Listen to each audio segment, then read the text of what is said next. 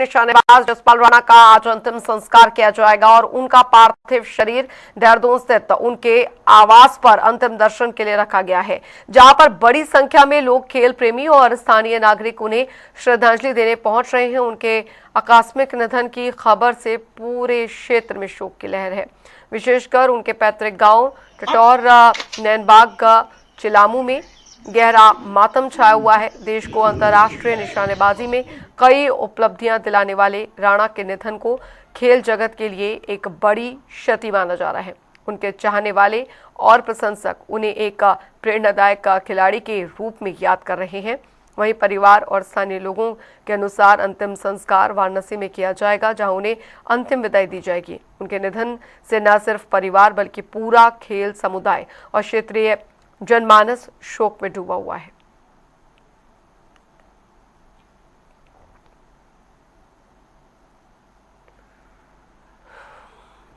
तो देहरादून में अंतिम दर्शन के लिए उनका पार्थिव शरीर रखा गया है और अंतिम दर्शन के लिए कई नेता जो हैं वो भी वहां पर पहुंच रहे हैं। कई उनके जो परिचित हैं वो वहां पर पहुंच रहे हैं। राजकीय सम्मान के साथ जसपाल राणा को अंतिम विदाई जो है वो दी जा रही है। पैतृक गांव में मातम का माहौल है। देश का गौरव बढ़ाने वाले जसपाल राणा भले ही इस दुनिया में नहीं रहे,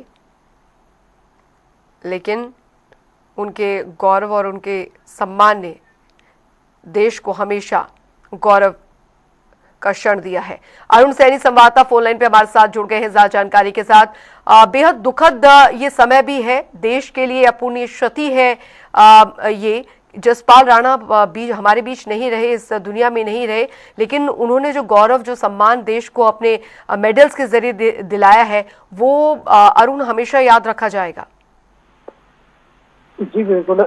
देखिए, महान शूटर और कोच जसपाल राणा के निधन से पूरे देश भर में शोक की लहर है और उनका इस तरह जाना और असमय जाना सभी के लिए एक अपूर्णीय क्षति है और खासतौर पर खेल जगत के लिए एक अपूर्णीय क्षति है।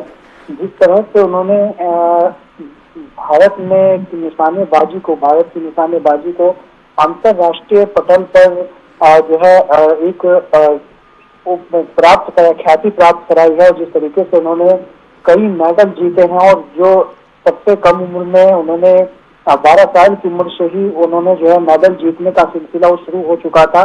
10 साल की उम्र में शुरू किया शूटिंग सीखना और 1 साल के अंदर राज्य स्तरीय और राष्ट्रीय स्तर तक खेलों में प्रतिभाग वो करने लगे और 12 साल की उम्र में उन्होंने रजत पदक जीता।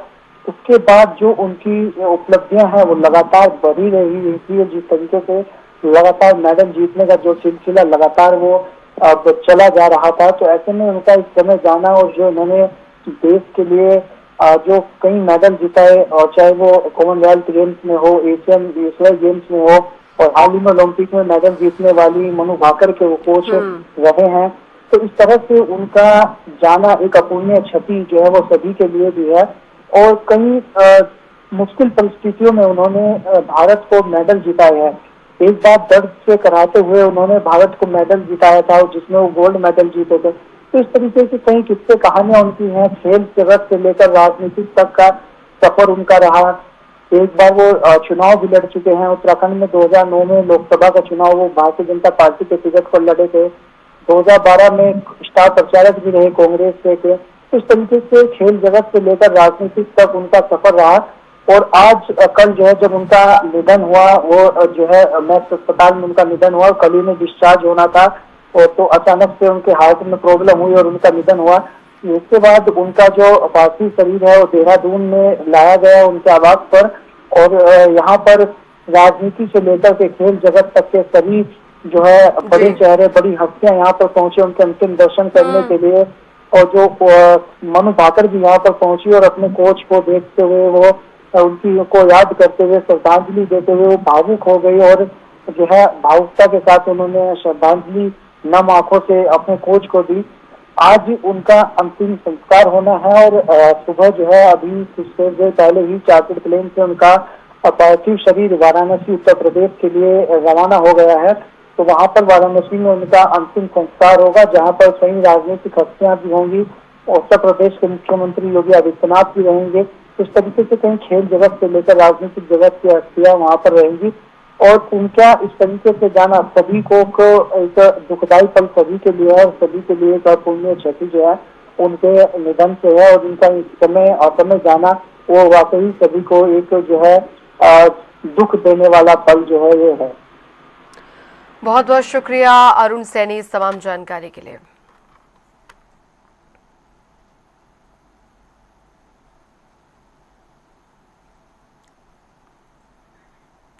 तो वाराणसी में अंतिम संस्कार होगा। वाराणसी के मणिकर्णिका घाट में वहां पर पूरी व्यवस्था है। मुख्यमंत्री योगी आदित्यनाथ भी उत्तर प्रदेश के वहां पर मौजूद रहेंगे। उससे पहले देहरादून में उनके पैतृक गांव में उनका शव जो है, उनका पार्थिव शरीर जो है वो वहां पर रखा गया था। पूरे राजकीय सम्मान के साथ उन्हें अंतिम विदाई दी गई।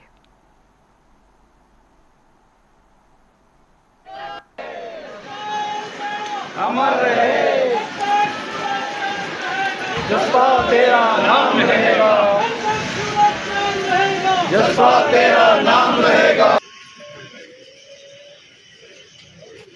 लिखी थी एक खिलाड़ी के तौर पर हमारे लिए उन्होंने स्वर्ण भी जीते, अनेक पदक जीते, राज्य का नाम भी और देश का नाम भी रोशन किया। खिलाड़ियों के एक आदर्श थे और बड़ी आशाएं उम्मीदें थी और इस समय वो देश के लिए खेल प्रतिभाएं तैयार करने के काम में लगे हुए थे, शूटर्स तैयार करने के काम में लगे हुए थे। मनु भाकर उनकी उसी जो लगन थी एक उनके मन में, वो उसका प्रतिफल मनु भाकर के रूप में है और ऐसी और भी पर्सनैलिटीज को वो तैयार करने के काम में लगे हुए थे। अधूरा काम छोड़ करके चले गए। ये शूटिंग रेंज उनकी इसी लालसा का उसका फल है, उसी का द्योतक है ये जो शूटिंग रेंज है। तो जसपाल राणा का जाना केवल एक लब्ध प्रतिष्ठित खिलाड़ी नहीं बल्कि एक खिलाड़ी बनाने के काम में जो लगा हुआ जो मिशनरी था वो भी चला गया हमारे बीच से। बहुत तकलीफ है। जसपाल हमेशा बहुत याद आएंगे, बहुत याद आएंगे। चलिए ग्राफिक्स पर नजर डालते हैं। एशियाई खेल gold 4 silver 2 bronze 2, Commonwealth games में 9 गोल्ड 4 सिल्वर 2 ब्रॉन्ज मेडल जीते जसपाल राणा के अचीवमेंट्स हम आपको ग्राफिक्स के जरिए बता रहे हैं।